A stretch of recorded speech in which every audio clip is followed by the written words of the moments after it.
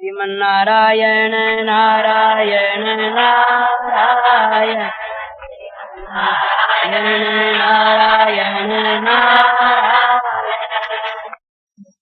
दिनांक 26/6/1966 स्थान गीता भवन, समय रात्रि 8:30।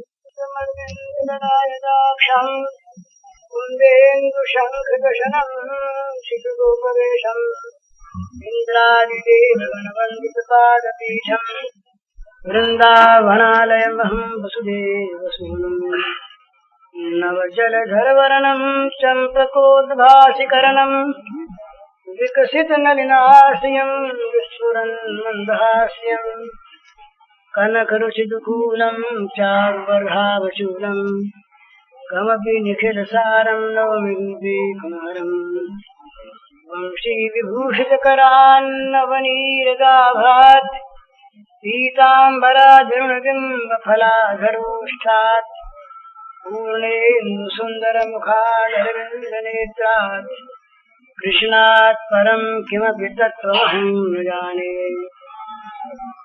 श्रीहरि अखिल चराचर विश्व ब्रह्मांड के रूप में अभिव्यक्त भगवान के नाते आप सबके श्री चरणों में मेरे सभक्त नमस्कार। कई दिनों से चल रहा है विषय भगवत प्रेम के संबंध में। बीच बीच में कभी कभी दूसरे प्रश्न भी आ जाते हैं, पर वे साधन संबंधी होते हैं, विरोधी नहीं।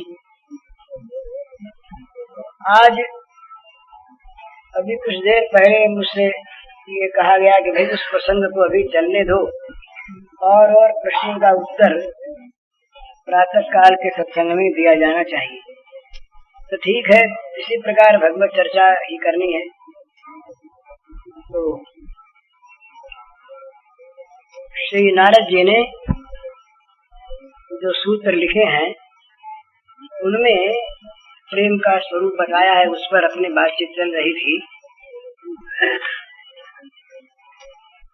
एक बात तो ये देखने की है पहले कि प्रेम ये जबान की चीज नहीं है, प्रेम मौखिक वस्तु नहीं है, प्रेम कहने की चीज नहीं है, ये आभ्यंतरिक वस्तु है, आध्यात्मिक वस्तु है, अनुभव की चीज है, कहने में आती ही नहीं।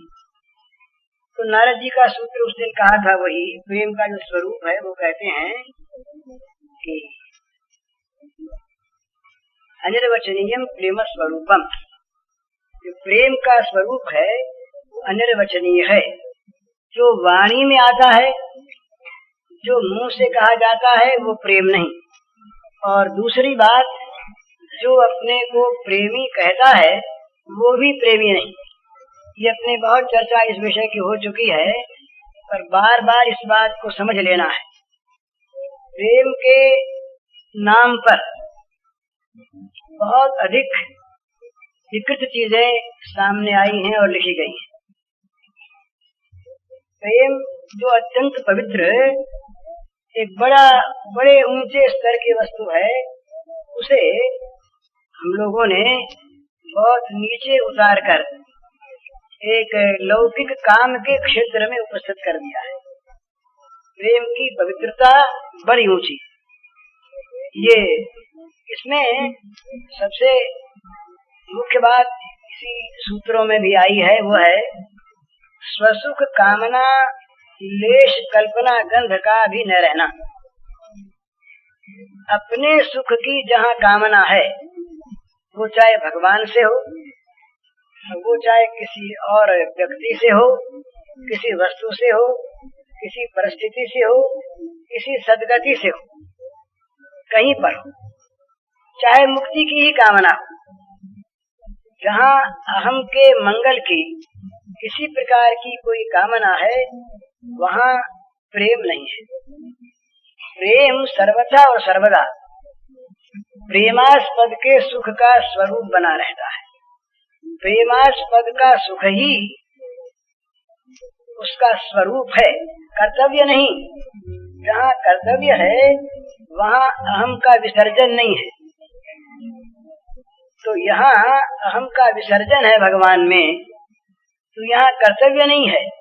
यहाँ वो प्रेमी के लिए कर्तव्य रूप धर्म नहीं है, ये उसका स्वभाव है, वो स्वरूप है। जैसे सूर्य का स्वभाव स्वरूप प्रकाश है, उष्णता है, अग्नि का स्वरूप जैसे दाहिका शक्ति है, इसी प्रकार से प्रेम का स्वरूप है प्रेमास्पद का सुख। बस। तो जहाँ ये प्रेमास्पद का सुख है, वहाँ कहने सुनने की बात नहीं है। वो न कहने में आता है न सुनने में आता। जहाँ हम कहते हैं तुमसे हमारा बड़ा प्रेम है, प्रेम यूं जहाँ भी होता है किसी को सुख पहुँचाने की क्रिया करता है। प्रेम की भित्ति है त्याग, ये समझ लेना है। प्रेम का आधार जो है, प्रेम की आधार भूमि त्याग है, भोग कदापि नहीं। जहाँ जितना अधिक त्याग होता है वहाँ उतनी अधिक प्रेम का विकास होता है। तो ये त्याग जहाँ पराकाष्ठा को पहुँच जाता है, जिसके आगे कुछ कहा नहीं जाता, उसे कहा है महाभाव। और वो महाभाव रूपा मानी गई है श्री राधा जी। तो ये प्रेम, स्नेह, मान, प्रणय, राग, अनुराग, भाव, महाभाव, और महाभाव में फिर ये मोदन मादनाख्य भाव जो हैं, ये सर्वोच्च भाव माने गए हैं। इनमें केवल त्याग ही त्याग है। अपने लिए किसी प्रकार का भी कोई भी मनोरथ नहीं, कोई भी काम नहीं, केवल प्रियतम का सुख ही स्वरूप है, स्वभाव है।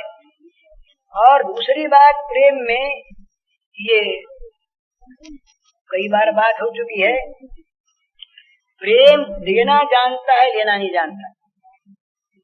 जहाँ लेने की वासना है, जहाँ कुछ प्राप्त करने की अभिसंधि है, वहाँ पर प्रेम नहीं रहता, क्योंकि वहाँ फिर मोल तोल होने लगता है। बल्कि यहाँ तक है कि यदि प्रेम में प्रेमास्पद के द्वारा उपेक्षा हो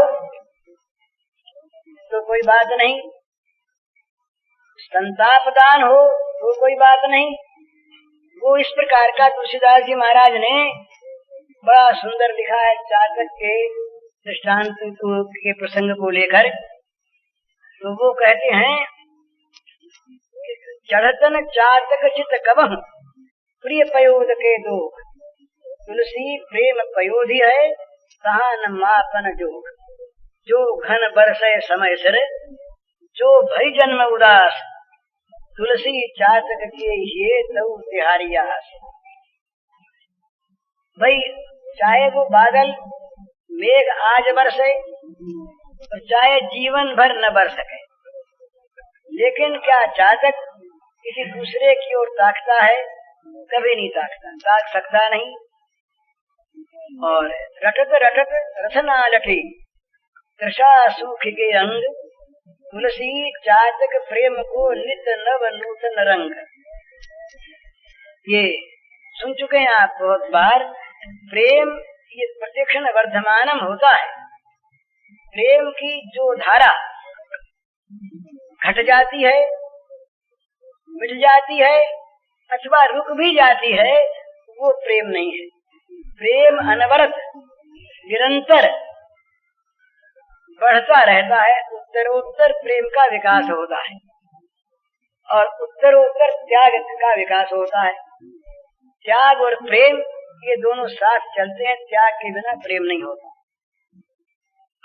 तो वहाँ देना है, लेना नहीं। पर बड़ी विलक्षण एक चीज होती है प्रेम में, देता है पर देने में लेने का अनुभव होता है। प्रेमी जो सच्चा प्रेमी है वो निरंतर देता है, पर देने में उसको अनुभव होता है लेने का। वो मानता है कि मेरे पास देने योग्य कोई वस्तु नहीं, मेरे पास देने की वृत्ति नहीं और मैं दे सकता नहीं।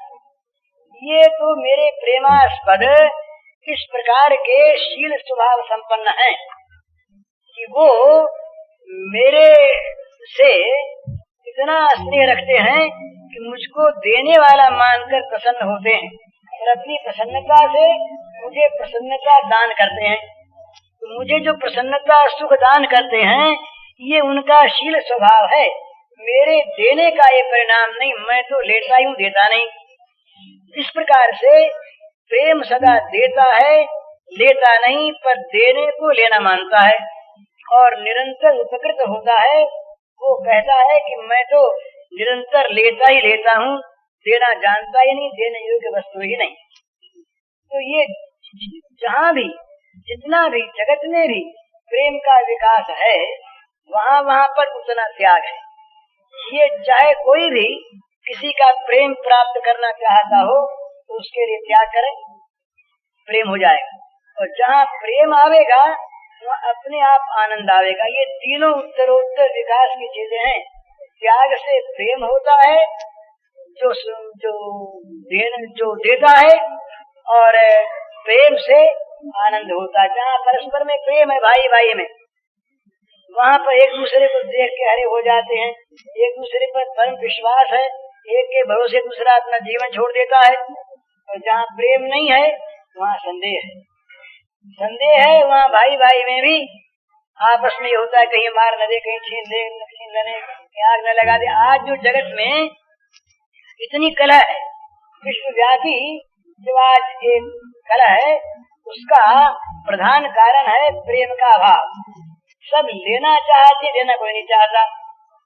सबकी इच्छा प्राप्त करने की है, देने की नहीं।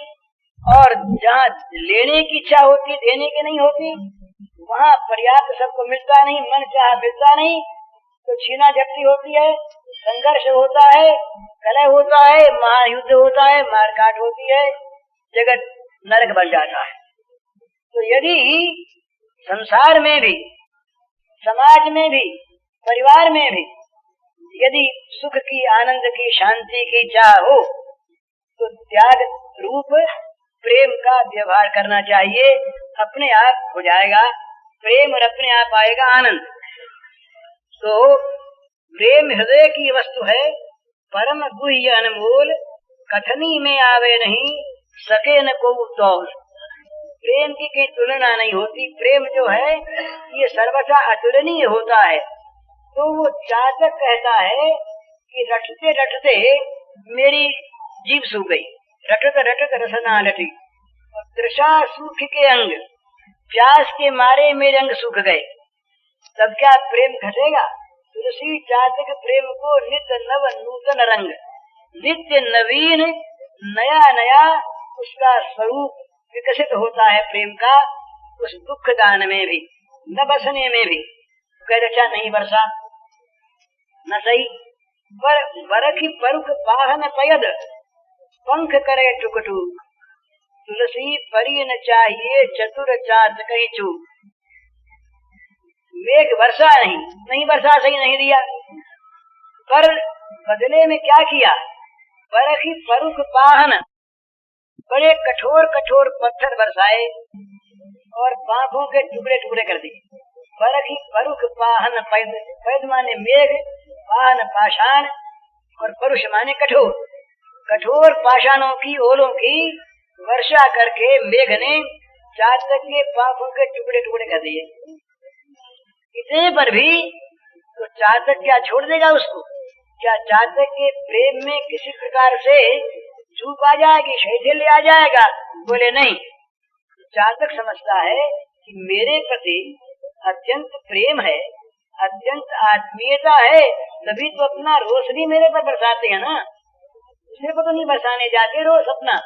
तो ये उनके आत्मीयता का, मुझे अपना मानने का और मुझे यथेच्छ वर्तन करने का, मेरे साथ यथेच्छ बर्ताव करने का उनका अधिकार वो मानते हैं, सभी न करते हैं। ये प्रेम का एक उज्ज्वलतम रूप है। फिर बड़ी इस पर कई दोहे हैं बड़े सुंदर। एक दोहा है कि भाई वो चातक जा रहा था, किसी ने पीछे से बधिक ने बाण मार दिया। बधो बधिक बड़ो पुण्य जल, उलटी उठाई चोंच, तुलसी चातक प्रेम पट मरतम लगी न खूंच। चातक जा रहा उड़ा और व्याध ने पीछे से बाण मार दिया। बाण लगा, वो मुमूर्षु होकर के मरणासन होकर के गिरा। गिरा कहाँ? ये पुण्य सलीला गंगा में, और ये पुण्य जल पुण्य सलीला गंगा में गिरा। तो गंगा की एक बूंद यदि मरते समय किसी के होठों के लग जाए तो कहते हैं परम गति होती है। पुराणों में तो आया है कि गंगा गंगा का नाम स्मरण कर लिया जाए 2 योजन दूर से भी, तभी उसको सदगति प्राप्त हो जाती है। उस गंगा में गिरता है चातक। और चातक मरते समय, और जब पक्षी मरते हैं चोंच ऊपर हो जाती है, तो कहते हैं कि चातक ने मरते समय अपनी चोंच ऊपर को कर ली।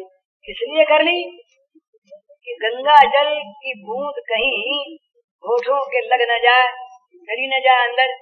अगर गंगा जल की बूंद अंदर गई तो जो चातक की मेघ निष्ठा है, मेघ के जल का ही चातक स्वाद नक्षत्र का आस्वादन करता है, और इसमें कलंक लग जाएगा। तुलसी चातक प्रेम पट मरते लगी न खूंच। मरते समय भी चातक के पवित्र प्रेम पट पर खूंचने लगी। तो ये प्रेम जो है इस प्रकार न दुख से डरता है, न सुख चाहता है, न भोगों की चाह करता है, और न भोगों का त्याग चाहता है।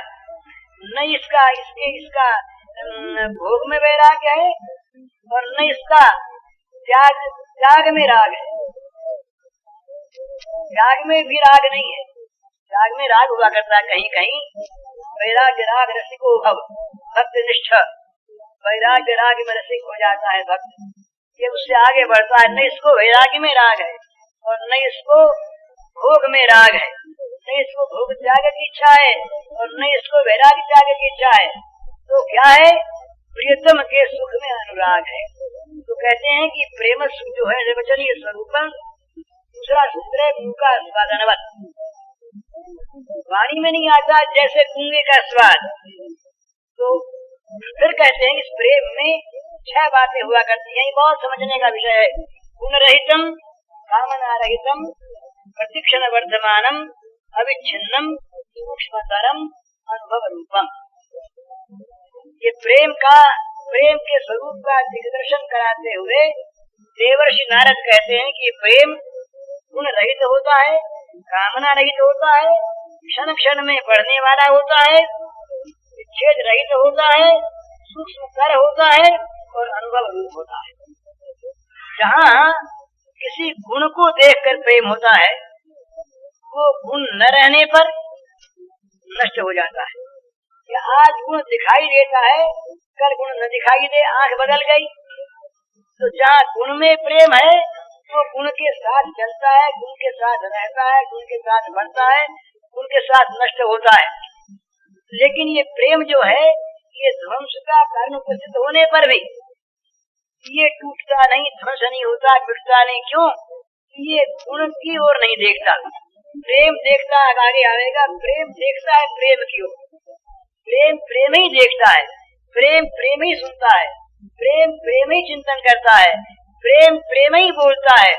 इस प्रकार से प्रेम में किसी अन्य गुण की अपेक्षा नहीं है। भगवान श्याम सुंदर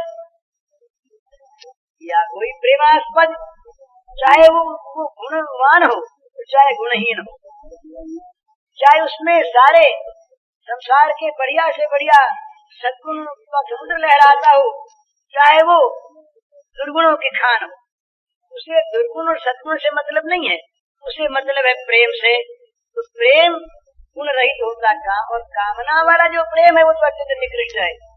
कामना सिद्ध नहीं हुई तो साधना छूट जाती। महाराज हमारे पास कई ऐसे लोग आते हैं, वो सकाम अनुष्ठान की बात पूछा करते हैं। किसी ने किया अनुष्ठान सकाम और वो अगर सफल नहीं हुआ, ये बीच में बात समझ लेने की है।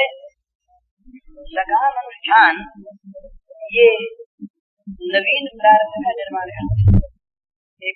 ये कर्म रहस्य है। जो कुछ भी हम लोगों ने कर्म पहले कर रखे हैं वो कर्म जहाँ जमा है उसका नाम है संचित कर्म।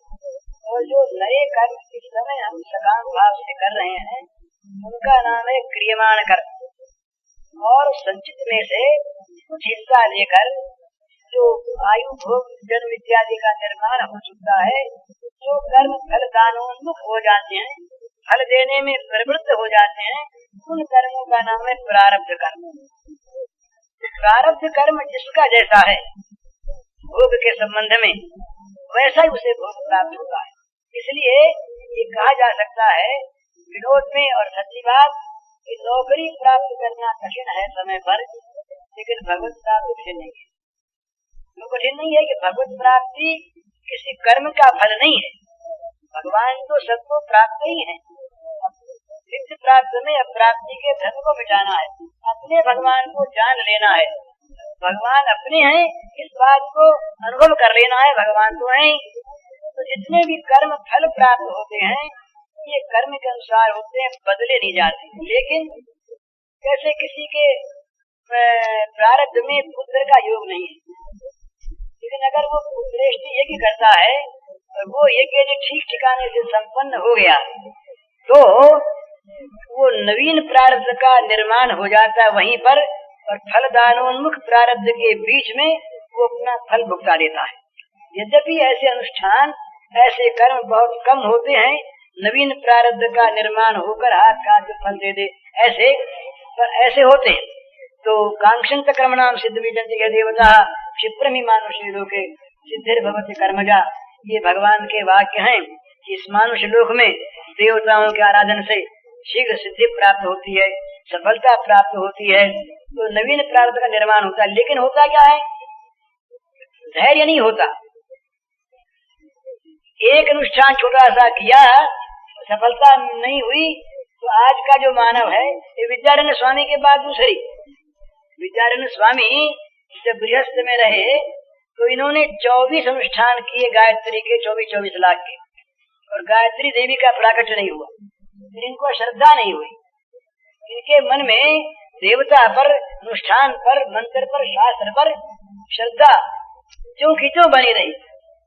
इसके बाद वैराग्य हो गया, तो इन्होंने संन्यास ग्रहण कर लिया। संन्यास ग्रहण करने के पश्चात गायत्री देवी प्रकट हुई, उन्होंने कहा कि वरदान मांगो।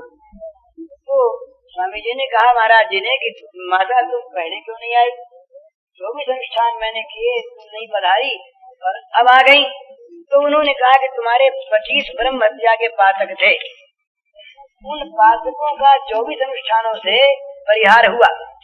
25वां तुम और कर लेते तो मैं आ जाती, लेकिन वो तुमने नहीं किया। तुमने 25वां तुम्हारा अनुष्ठान इस सम्यक त्याग से, संन्यास से परिपूर्ण हो गया। इस त्याग महान पुण्य है, तो इससे वो तुम्हारा पातक भी दूर हो गया, मैं आ गई। तो विद्यारण्य स्वामी ने कहा कि अब तो माता मुझे धन की आवश्यकता नहीं, मैं मेरा संन्यास कोई नाम का संन्यास तो है नहीं, तो चली गई। कहने का तात्पर्य यह है कि सकाम अनुष्ठान में मनुष्य को धैर्य नहीं रहता, ले और देवता का बदलना होता है। तो ऐसा देवी जी से कुछ हुआ नहीं, छोड़ो देवी जी को, भैरव जी को पूजो, उनसे कुछ नहीं हुआ तो काली जी को पूजो, देवी की दूसरे। अर्थात वो सत्य फल चाहता है, उसको देवता से मतलब नहीं है, अनुष्ठान से मतलब नहीं है, उसका मतलब है अपना काम होने से। इसलिए देवता के अनुष्ठान करने वाले लोग बात बात में देवता पर श्रद्धा कर बैठते, बोले क्या करें, अनुष्ठान किया, छोड़ो इनको। और आज तो यहाँ तक हो गया है कि देवता का अनुष्ठान तो दूर रहा, आज तो मनुष्य की श्रद्धा, मनुष्य का विश्वास हो गया पाप पर। कहीं भगवान पर था, देवताओं पर था, सत्कर्म पर था, और उससे नीचे उतरते उतरते अच्छे मानवों पर भी विश्वास था कि हमारी सहायता करेंगे। आज मनुष्य कहता है कि यहाँ झूठ नहीं बोलेंगे तो काम नहीं होगा, यहाँ तो इस नीति में, पॉलिटिक्स में या व्यवहार में, व्यापार में तो ऐसा करना ही पड़ता है, इसके किए बिना चलता नहीं। इस प्रकार की एक भ्रांत धारणा हो गई। अरे प्रारब्ध में होगा सो मिलेगा, बिना प्रारब्ध के मिलेगा नहीं, केवल पाप पाप पल्ले बन जाएगा और कुछ हाथ नहीं आवेगा। लेकिन जहाँ सकाम भावना होती है वहाँ मनुष्य विचलित हो जाता है, वो रहता नहीं स्थिर। तो ये कामना रहितम, प्रेम में कामना नहीं होगी। अगर कामना रहे प्रेम में तो प्रेम बनता नहीं। प्रेम का तो प्रारंभ होता है जहाँ पर अपने लिए कुछ भी न चाहने की स्थिति आ जाती है, वहाँ से प्रेम का प्रारंभ होता है। प्रेम किसी प्रकार से भी कामना की सिद्धि का हेतु नहीं होता। तो प्रेम जहाँ से शुरू होता है वहाँ से ही कामना का निषेध होता है। और वो प्रेम करता क्या है?